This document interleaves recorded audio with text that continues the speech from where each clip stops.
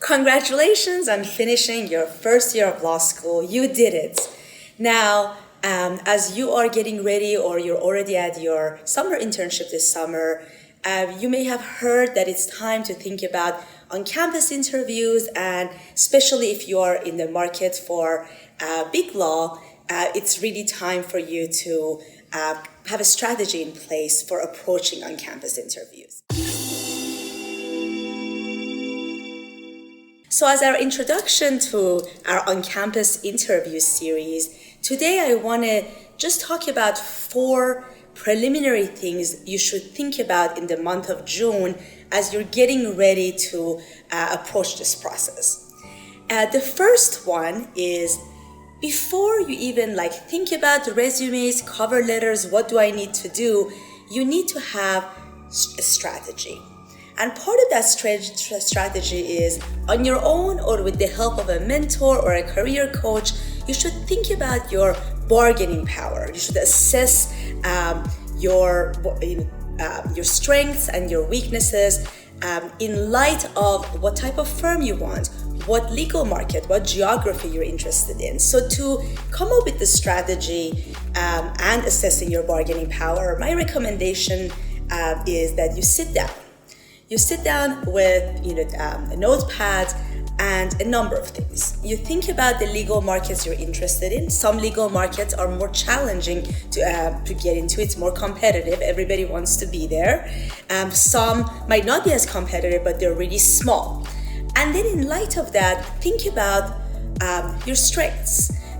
This includes assessing your grades in light of your law school ranking, your work experience, your life experience. Maybe you're the first person in your family to graduate high school.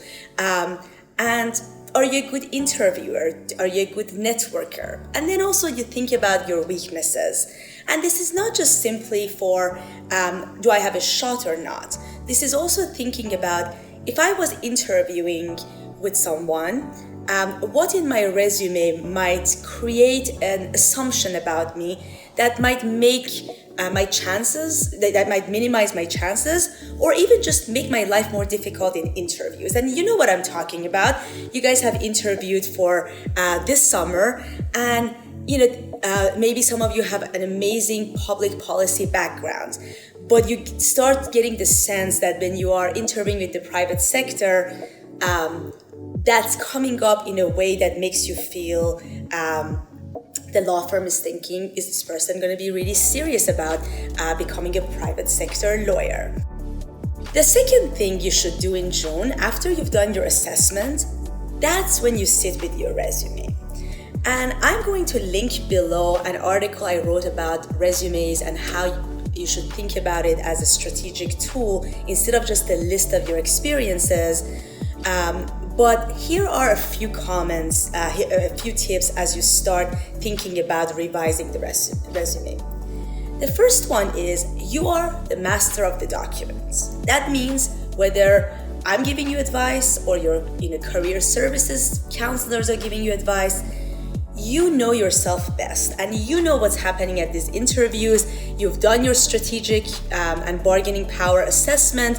So whether that GPA from undergrad goes there or not, it depends. It depends on, if you have really good law school grades, but you don't need that. Or maybe you don't, but you have really a stellar GPA from undergrad from a really good school. And when they ask you about your grades and you want to explain that you are a good student and maybe you're just figuring things out, it will help you in that dialogue.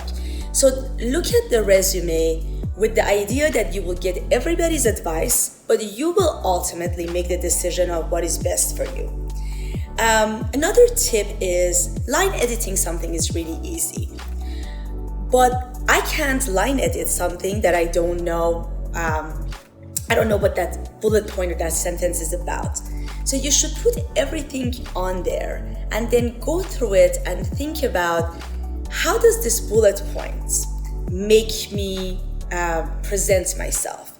if they ask me about this, what would I say? The order in which you list them, the number you have, how much details do you put in there? Sometimes details make a job description sound more impressive to our targeted audience. Sometimes too many details is just not irrelevant and makes the audience really realize that this is not really a relevant job experience. For example, I had a client who was ordering airbags. Now, if in this job you ordered airbags, that is really not relevant to a legal job.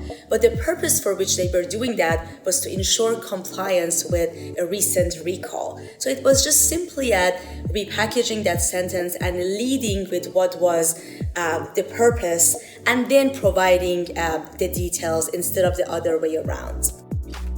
The third thing, so once you've done your bargaining power assessment and you've sat with the resume and you really have a strategy on revising it, and hopefully you have now repackaged it in the way that will help you the most. The third thing that you should do this month is you start researching the law firms. And even when you're researching law firms, it should still be keeping in mind what you want, and as well as what your weaknesses and strengths are. I am a believer that even if your credentials seem to be a little below the threshold, if you believe in yourself, if you believe that this is the right firm and fit for you, it doesn't hurt to try. When you research law firms, keep in mind how many summer associates they will have in that office, what practice areas they really focus in that office, and based on that, not just generally, most of these firms do everything as a whole, strategize which ones you're going to apply to or you're going to put your networking efforts towards.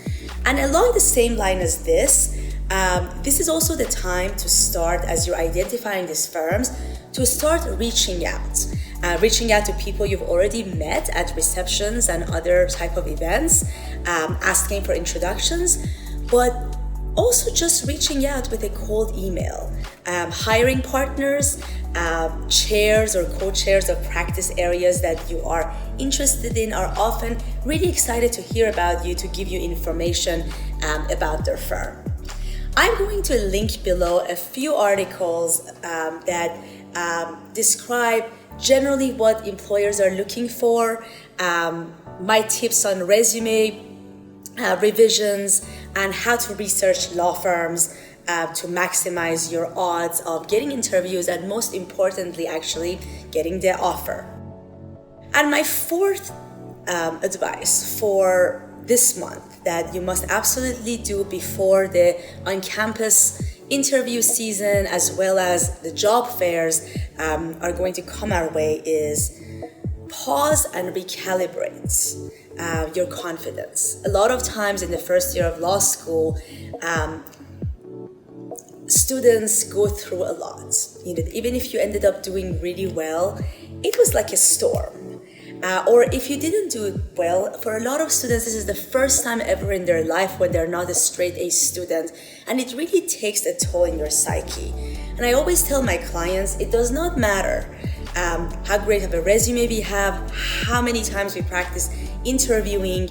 If you walk into the room and you're deflated, it is not going to serve us well. So it's time to sit down, recalibrate your confidence, remind yourself that your grades or whatever you feel is going to be your weakness is just one little feature of your entire product, and there is a way we can work around that. So you've accomplished a lot, kind of inflate yourself back up, get excited, because it's going to be your job as the younger person in the room who wants to become an amazing lawyer to bring that confidence and energy and enthusiasm to the interviewing process. I hope this was helpful. Please comment below with any questions you have about what we talked about, or even other topics you would like me to cover. I am planning to next do a video on some interviewing tips as well as networking. So please help me out by telling me what you want to hear the most about, and please subscribe to our channel. It will help us get this content out to as many law students as possible so they don't go through this process alone. Thank you for watching, and good luck with this summer and as you prepare for the on-campus interviews.